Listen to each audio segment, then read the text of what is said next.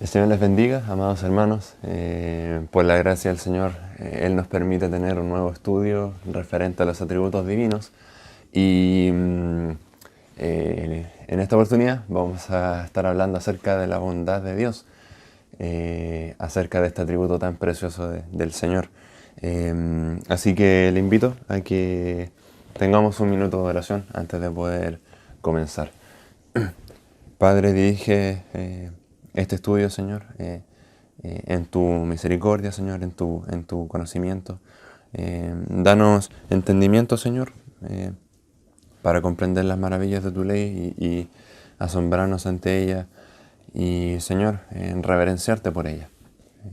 Padre, limpia nuestra mente, nuestro corazón, perdónanos de aquellas cosas que no te agradan, Señor. Que nada interrumpa, Señor, la iluminación de tu Espíritu a nuestras vidas, Señor.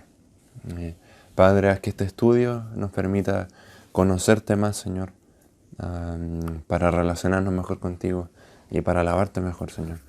Te damos las gracias en el nombre de Jesús. Amén. La bondad del Señor, la bondad de Dios, que Jehová sea bueno. Es un poco paradójico estar conversando de este tema estando en nuestras casas encerrados, estando en cuarentena, estando con un virus afuera muy infeccioso. Es interesante. Es interesante como la palabra del Señor no entiende de tiempos, de circunstancias, sino que su palabra permanece para siempre. Y la podemos estudiar bajo cualquier circunstancia y contexto. Y vamos a entender, en este caso, qué significa que Dios sea bueno, qué significa la bondad de Dios. Y bueno, eso es a priori. La bondad de Dios quiere decir que Él es bueno, pero ¿qué significa que Él sea bueno? ¿Cierto? Eso es en definitiva lo que vamos a estar viendo. Y en sí, la bondad de Dios significa que Dios siempre, y esta es una definición un poco breve, un poco concisa, pero me parece que es bastante clara, significa que Dios siempre se conduce en lo que es correcto, en lo que es verdadero y conforme a su voluntad. Eso significa que Él sea bueno, que Dios siempre se conduce correctamente en lo que es verdadero y en su voluntad. Es decir, Dios nunca va a hacer nada fuera de sus propios preceptos y de su propia voluntad. Eso significa que Él sea bueno. Si su esencia es que Él es verdadero, Él es un Dios verdadero, que es un atributo que de hecho vamos a ver probablemente la próxima semana, que Él es verdadero, por lo tanto no hay mentira en Él, ¿cierto? Significa que su atributo de la bondad, Él nunca se va a conducir en mentira. Y todo lo que Él va a ser en verdad. Y eso es bueno, eso es bueno. Por lo tanto, Él siempre se va a conducir en las cosas buenas, en las cosas que son correctas para Él, ¿sí? Eso es importante, no es lo que es correcto a nuestros ojos, sino lo que es correcto en Él mismo. Se asimila bastante a lo que es la santidad, si lo pensamos de esa manera, porque también es de cierta manera algo moral, ¿sí? Pero la santidad, más que algo moral, como lo vimos con nuestro hermano Fabián, también es algo posicional, ¿sí?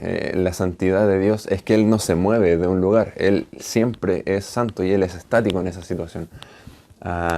Pero la bondad de Dios es un asunto relacional con sus criaturas, más precisamente con su creación, ¿cierto? Con todo lo que Él creó. Ahí está la pequeña diferencia. La bondad de Dios siempre está relacionada con su creación. La santidad está relacionada con Él mismo, con su misma esencia. Dios no es santo en el sentido de que eso nos atañe a nosotros, sino que Él es santo porque Él es santo. Por lo tanto, ¿qué significa que Dios sea bueno? Que Él siempre se conduce correctamente, verdaderamente y en su voluntad.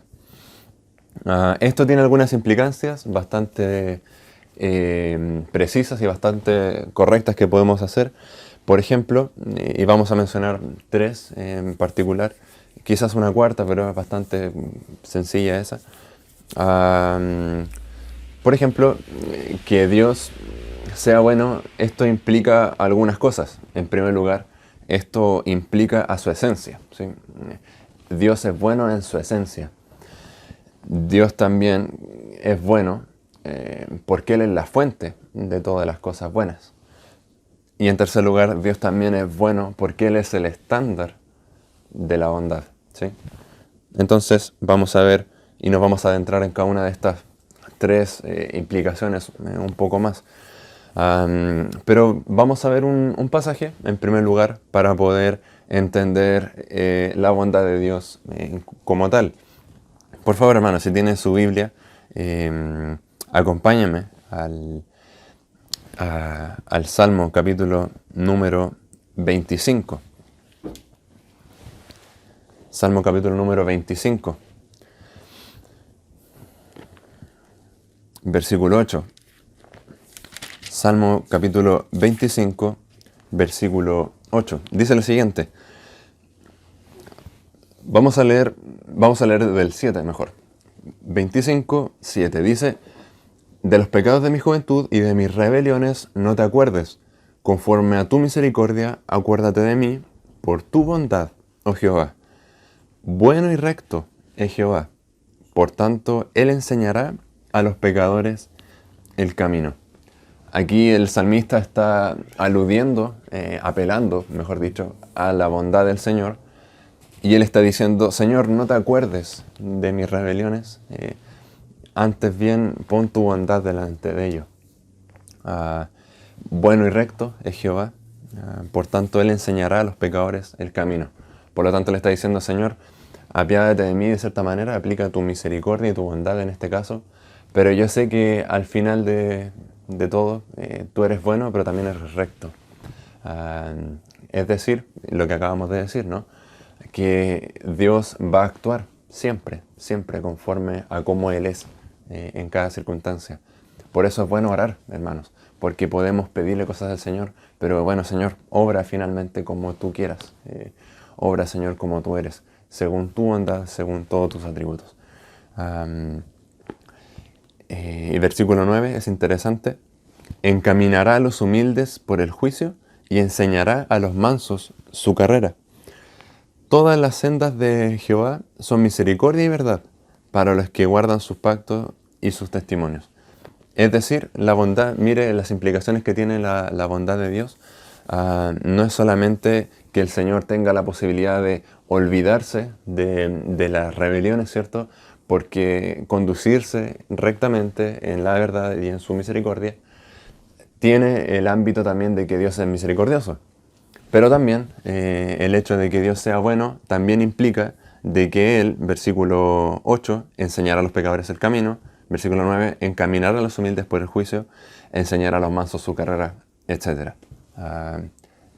Es muy amplio lo que es la bondad del Señor y no es muy fácil entenderlo. Y por eso mismo llega a ser el atributo de Dios más, probablemente más cuestionado, de hecho en estos tiempos, ¿no? Si hay un Dios que es bueno, ¿por qué hay tanta maldad? ¿Por qué hay tanto dolor? ¿Por qué hay tanta muerte en el mundo? Y eso lo vamos a resolver un poco más adelante. Entonces, en primer lugar, ya habiendo resuelto lo que es la definición de la bondad de Dios, vamos a entender la primera implicancia, que es en cuanto a su esencia. Es decir, Dios es bueno porque en su esencia es buena, porque su esencia es buena. Es decir, su carácter es bondadoso. Él es la definición de la bondad. Interesante eso. Eso significa que su esencia sea buena, que Él es quien define lo que es bueno y por ende también lo que es malo. ¿Qué nos dice que su esencia sea buena? Y lo explico de esta manera, que Dios no es bueno porque haga cosas buenas, sino que Él hace cosas buenas porque Él es bueno, ¿sí? Otra vez, Dios no es bueno porque Él haga cosas buenas, sino que Él hace cosas buenas porque Él es bueno. Es decir, Dios es el principio de todo el bien. Y Dios, al ser bueno, de Él emana todo lo bueno. Y bueno, ese es el segundo punto. Dios, en este sentido, todo lo que hace es bueno, ¿sí? Y si lo vemos de esa manera, lo podemos explicar en el Salmo 119, versículo 68. Salmo 119, versículo 68. Mire lo que dice el salmista al respecto. Dice, bueno eres tú y bienhechor, enséñame tus estatutos. ¿Sí? ¿Por qué hago esta distinción? Porque probablemente en nuestras mentes esté el hecho de que, bueno, yo hago cosas buenas, por lo tanto yo soy alguien bueno, ¿cierto? Pero tenemos Romanos capítulo 3 que nos muestra que no hay ninguno bueno, que todos nos descarriamos. Por lo tanto, ¿cómo es eso posible? Y es justamente por eso, porque solamente es uno bueno. Solamente Dios es bueno. Por eso, interesante lo que dice el versículo. Bueno eres tú, Jehová, y bienhechor. Nosotros podemos hacer cosas buenas, sí, podemos hacerlas, pero no somos buenos intrínsecamente. Dios es el único bueno, en esencia. Por lo tanto, Él dice, enséñame tus estatutos. A eso se refiere, que Él sea bueno en esencia, que Él es la definición propia de lo que es la bondad. Por lo tanto, si queremos saber qué es lo bueno y qué es lo malo, no debemos ir necesariamente a un diccionario, no tenemos que ir tampoco al mundo, no tenemos que preguntarle a un filósofo al respecto. Tenemos que preguntarle al Señor, porque Él es la definición de la bondad. Por lo tanto, Él es bueno y por eso hace todo lo que hace. No es al revés, ¿sí? No es al revés. Por lo tanto, ¿qué significa que Dios sea bueno? En primer lugar, que su esencia es buena. En segundo lugar, que Él es la fuente de todo el bien. Aquí tenemos, hermanos, todo lo que podemos entender como la creación. Ahí está Génesis diciéndonos que todo lo que Él hizo era bueno en gran manera. Y por eso el salmista luego nos dice, gustad y ved qué bueno es el Señor. Porque si tan solo nos acercáramos a Él, pudiésemos entender que todo lo que Él ha hecho es bueno, sí, es tremendo, pero Él es mucho más grande. Él es mucho más sorprendente. Que Él sea la fuente de todo bien, me gustaría explicarlo con un pasaje que está en Santiago. Santiago capítulo 1, probablemente han escuchado este versículo. Santiago capítulo 1.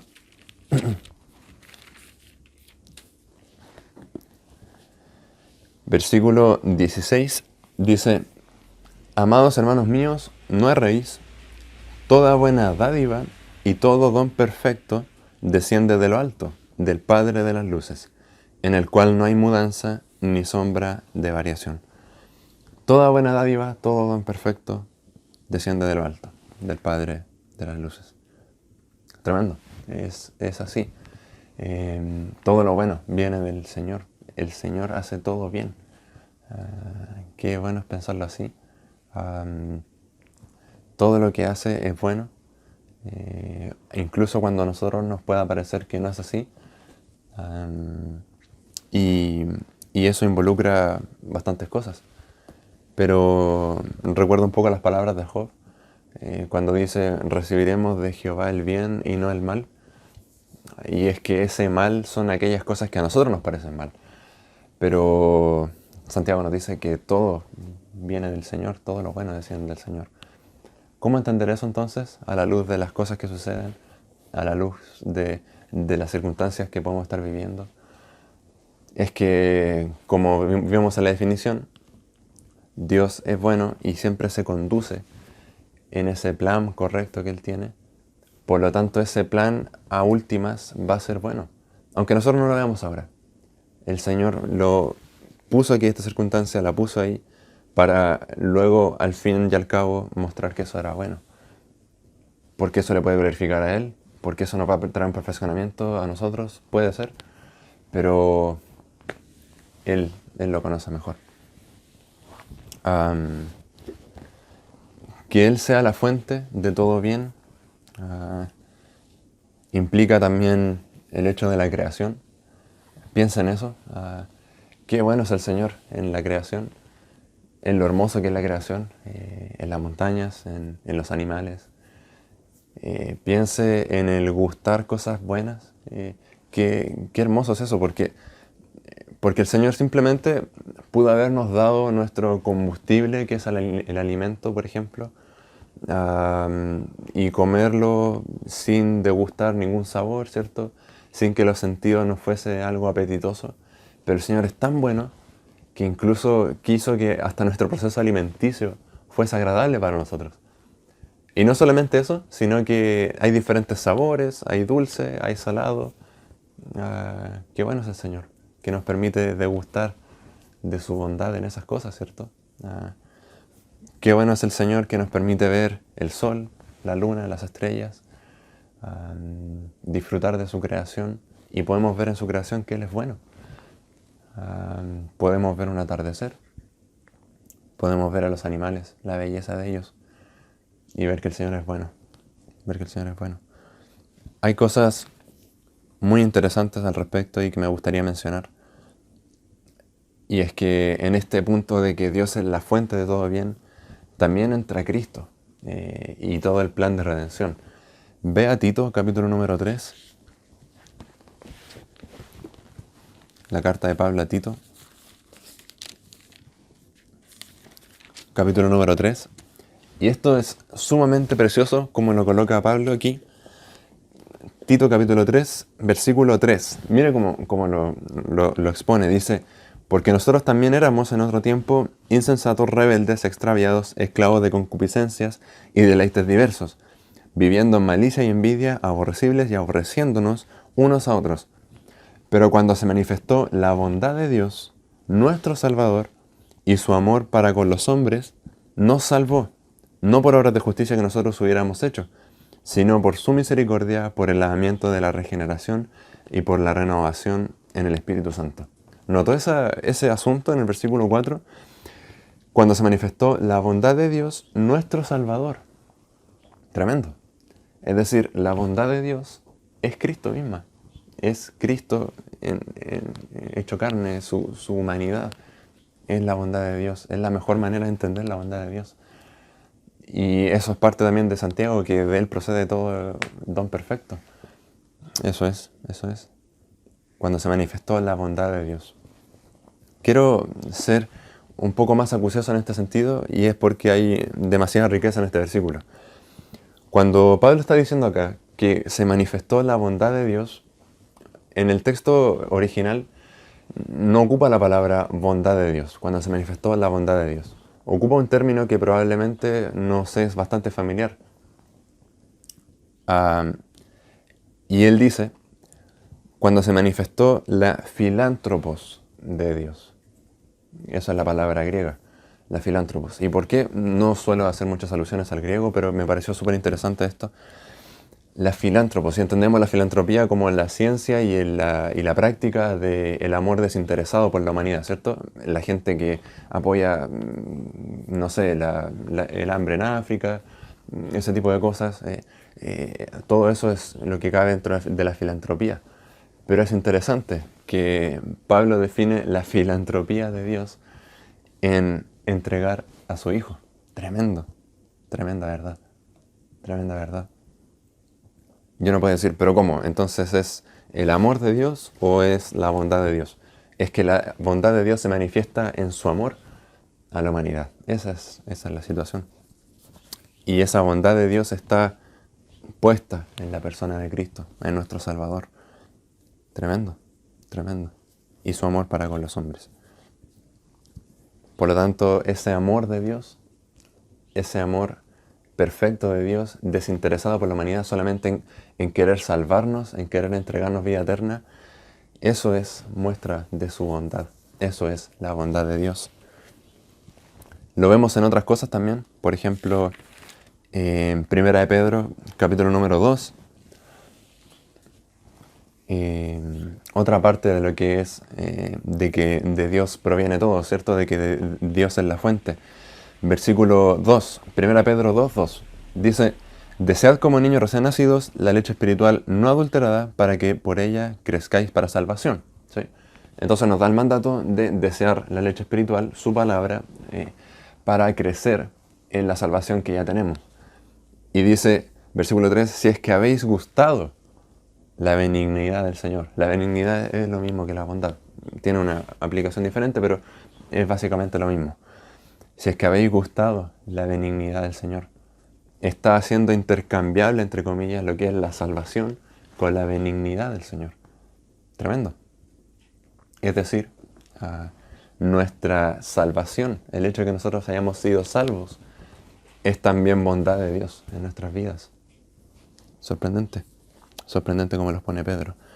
No solamente la creación, no solamente el plan redentor del Señor es bueno, no solamente Cristo que haya venido es muestra de la bondad de Dios, sino que también la salvación misma que nosotros tenemos es su bondad plena en nosotros. Es su bondad.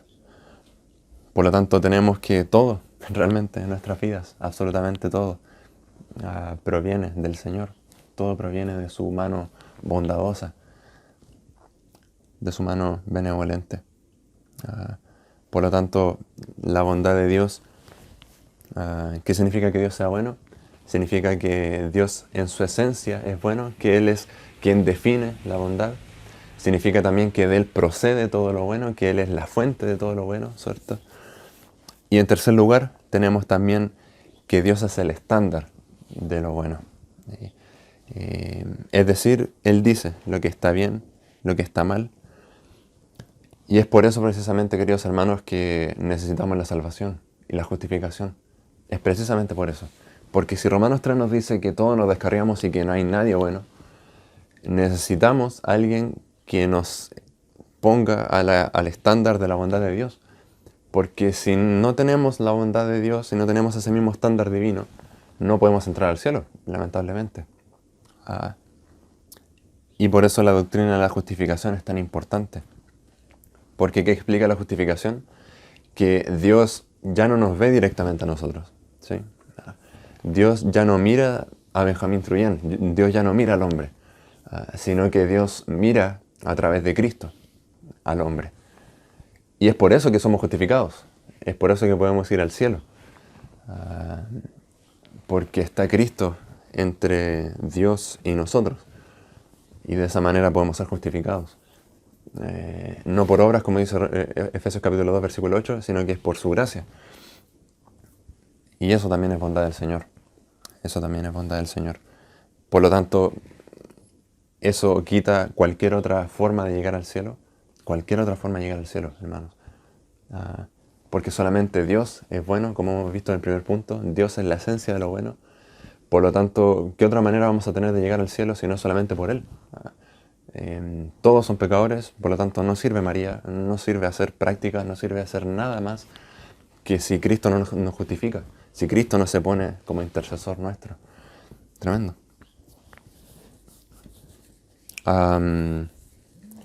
Mire lo que dice la pequeña carta de tercera de Juan al respecto.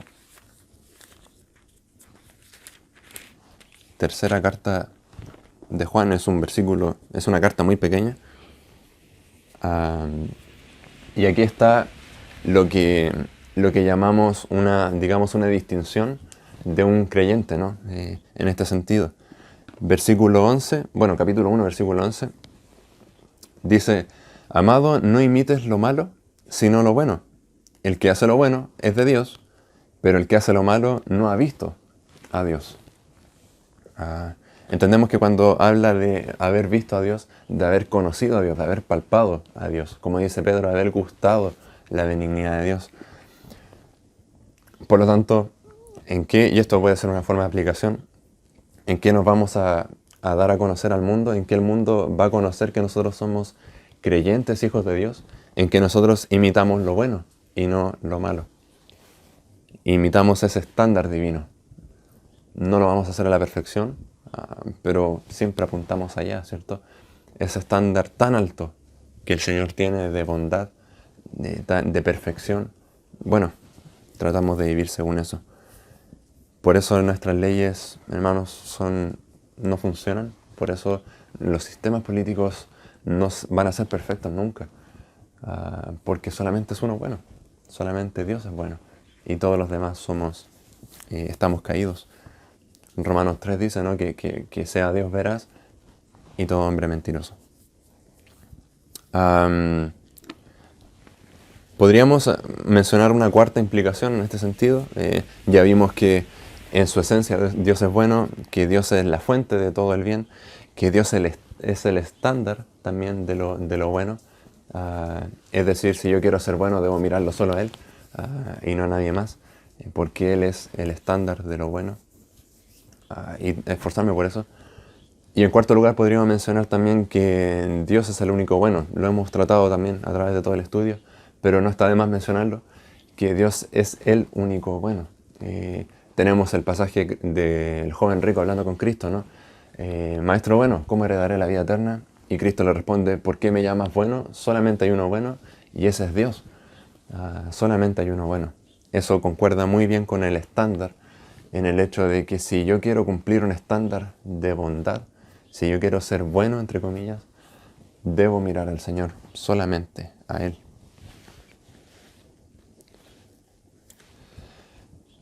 ¿Por qué entonces hay tanta maldad en el mundo si el Señor es tan bueno? Y esta pregunta se puede responder realmente de muchas aristas, de varias maneras. Quisiera abordarla de una manera particular para que podamos entenderla de una manera un poco más práctica. Ah, y quiero explicarlo con una ilustración. Hay una enfermedad, muy rara, muy extraña. Ah, Esta enfermedad se llama insensibilidad congénita al dolor. Esa es la traducción al español, en inglés tiene otro nombre. La insensibilidad congénita al dolor. Y esta enfermedad le ocurre a muy pocas personas en el mundo. Pero ¿qué ocurre con esta enfermedad? Que las personas se lastiman, se hacen daño, tienen un accidente y no sienten dolor, no perciben dolor. Hay un caso, de hecho, muy particular que estuve leyendo, muy fuerte, de un niño que se comía su lengua sin darse cuenta porque tenía esta enfermedad y se la rompía. Y de hecho, disculpen lo gráfico, pero es así para poder entenderlo. Se comía su lengua, él sin saber que lo estaba haciendo porque no sentía dolor. Eso es tremendo. Por lo tanto, ¿qué nos enseña esta enfermedad? Que el dolor es necesario, entre comillas. Que el dolor es un bien.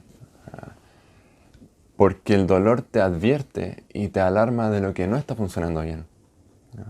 Si yo me lastimo un dedo, si yo me corto y sangro, el dolor es el que me avisa que, oye, hay algo ahí que está mal. Alguien que tenga algún problema, digamos, de tumores probablemente cerebrales, va a comenzar a experimentar dolores de cabeza, ¿no? Y es ese dolor de cabeza el que te avisa que hay algo que está mal adentro. Pero tú no vas a saber que hay algo que está mal hasta que ese dolor te avise. Por eso esa enfermedad es tan terrible. Por eso es tan terrible esa enfermedad. Por lo tanto, ¿a qué quiero llegar con esto? Que el dolor en el mundo, la muerte, las enfermedades, las pandemias, nos muestran algo que está ocurriendo más adentro. Hay un mal peor que ese. Y esto es un bien para mostrarnos ese mal peor, que entendemos que es el pecado. Entendemos que es el pecado. Cuando tú vas al médico, el médico, y volvamos al ejemplo de las migrañas, ¿cierto? El médico no te va a tratar la migraña. El médico no te va a dar un paracetamol. El médico te va a tratar el asunto por dentro, ¿cierto? Para que luego se quite el dolor. Es lo mismo, queridos hermanos. El Señor tiene que tratar el asunto de fondo, el pecado. Y lo hace para hacer evidente esa enfermedad, lo hace a través de estas cosas. Santiago lo expone de esa manera, ¿no? Dice, ¿de dónde vienen los pleitos y las guerras entre vosotros? ¿No es de vuestras propias concupiscencias? Es decir, de vuestro propio pecado. Eso es, queridos hermanos. Por lo tanto, ¿por qué Dios permite todo esto? Para mostrarnos y para así hacernos ver la necesidad que nosotros tenemos de Él.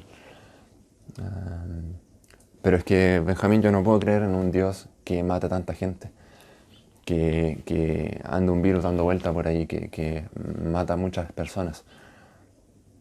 Y está bien, es difícil, yo sé que es difícil. Pero mírelo de esta manera, no entenderíamos la bondad, la gracia y la misericordia del Señor si no fuera por estas cosas, ¿o no? No entenderíamos que hay un Dios que es bueno si no fuese por la maldad. No entenderíamos lo que es ser salvos si no existiera el pecado. Eso es en definitiva lo que es el cielo, queridos hermanos. ¿Por qué habríamos de alabar al Señor en el cielo si al final era lo mismo que en la tierra, ¿no? Es decir, yo estoy en la tierra, no hay ningún mal, no hay ningún peligro, no hay asesinato, no hay enfermedad. Estoy en el cielo entonces. No. El cielo precisamente va a estar exento de todo el peligro, de todo el mal, de toda enfermedad, de todo dolor. Y vamos a mirar al Cordero y vamos a decir, wow, Señor, gracias por salvarnos. Gracias por salvarnos. Porque en el mundo que estábamos ya era insoportable lo que estábamos viviendo. Hace el cielo más admirable, ¿no? El hecho de pensar que en esta tierra hay tribulación. Y creo que eso en parte podría responder la pregunta. ¿Por qué hay tanto dolor en el mundo? Porque el dolor es evidente, esa enfermedad más profunda que es el pecado. Y porque el cielo finalmente nos va a hacer glorificar al Señor por lo que nos libró acá.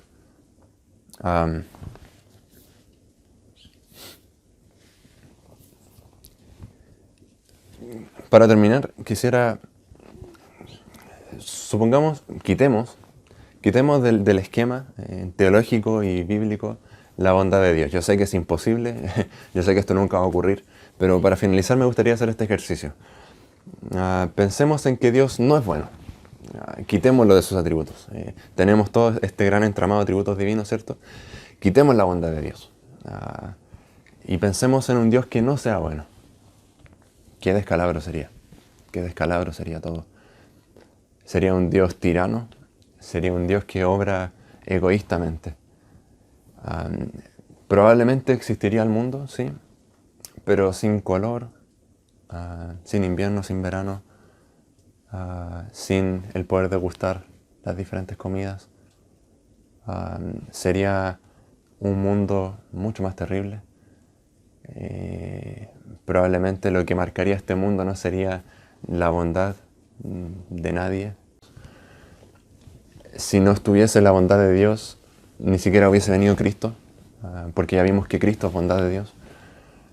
Si no hubiese venido Cristo, no tendríamos salvación. Qué bueno que Dios es bueno. Qué bueno que Dios es bueno. Qué bueno que Dios en su esencia es bueno y que Él define lo que es bueno. Queridos hermanos, hacemos bien en vivir encaminados en esa bondad, en tratar de vivir en esa bondad. No lo vamos a hacer perfecto, claro que no, pero esa es la manera que agrada a Dios. Para terminar vamos a Salmos.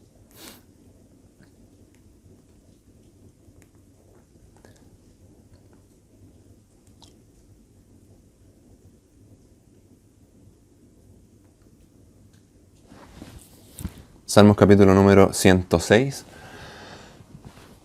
versículo 1. Dice, aleluya, alabad a Jehová, porque Él es bueno, porque para siempre es su misericordia. Salmo 107, versículo 1, alabad a Jehová porque Él es bueno, porque para siempre es su misericordia. 118.1, alabad a Jehová porque Él es bueno, porque para siempre es su misericordia. Y hay al menos 8 versículos que dicen lo mismo en Salmos. El mismo versículo. ¿Está mal? ¿Por qué tantas veces? No, porque por lo mismo. Porque si no estuviese la bondad del Señor, estaríamos perdidos. Estaríamos perdidos.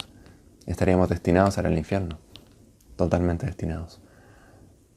Alabe al Señor, hermano. Alabe al Señor que es bueno. Alábelo por su bondad. Por todo lo que nos permite disfrutar. Incluso por las cosas que nos parecen mal. Porque eso nos hace acudir más a Él. El dolor, el sufrimiento nos hace irnos de rodillas a Él. Sí, así es. Alábele al Señor porque Él es bueno. Qué bueno que el Señor es bueno. Oremos. Señor, te damos gracias por este estudio. Sencillo, Señor. pero que nos muestra la realidad de tu persona, Señor. Y es así, Señor. Si tú no fueras bueno, Señor, no podríamos vivir. No podríamos vivir sin ti, Señor. Gracias, Señor, por ser tan bueno con nosotros. Gracias, Señor, por amarnos, por darnos a Cristo, por darnos la salvación. Gracias, Señor, porque aún en tiempos difíciles podemos entender que esto es un propósito tuyo y que tus propósitos siempre son buenos, Señor. Padre, ayúdanos a conducirnos como tú lo haces, Señor, correctamente, en la verdad, Señor, y en tu voluntad, Padre. De esa manera solamente vamos a poder gustar y ver que tú eres bueno. Ayúdanos, Señor, a estar cerca de ti, Señor, en tus manos, y así entenderte y disfrutarte en plenitud, Señor. Te damos las gracias por tu bondad, en nombre de Jesús. Amén. El Señor les bendiga, amados hermanos, y que tengan una muy buena noche.